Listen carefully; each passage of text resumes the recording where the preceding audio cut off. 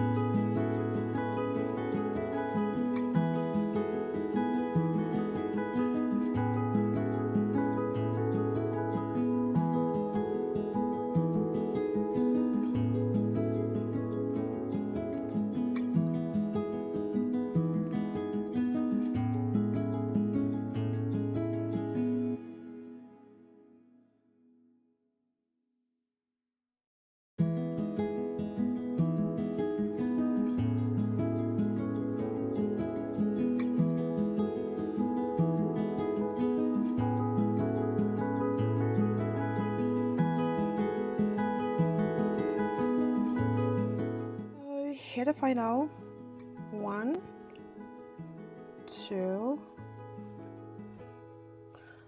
and this is just I put it one set,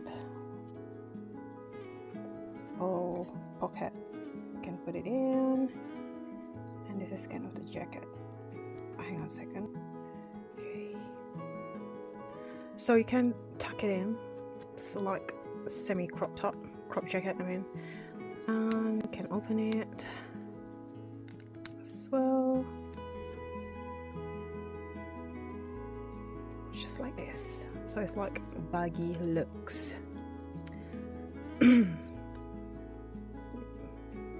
Just put little details as well. I love that.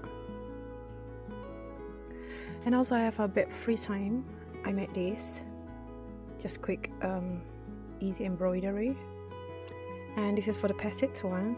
This is kind of like a midi pants. Love that. And here the pants number 2.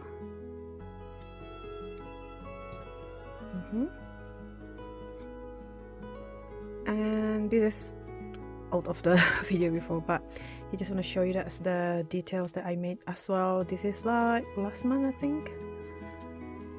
This is another inspired by the Pinterest too. It's so lovely. And the last one, I made it a bit too small because I put this one, so I want to style like that. I think that's a bit too small for Can, so I decided, okay, put in for petite doll, so that's perfectly fine. Look at her, gorgeous. So it's like semi-casual, something like that. Yep.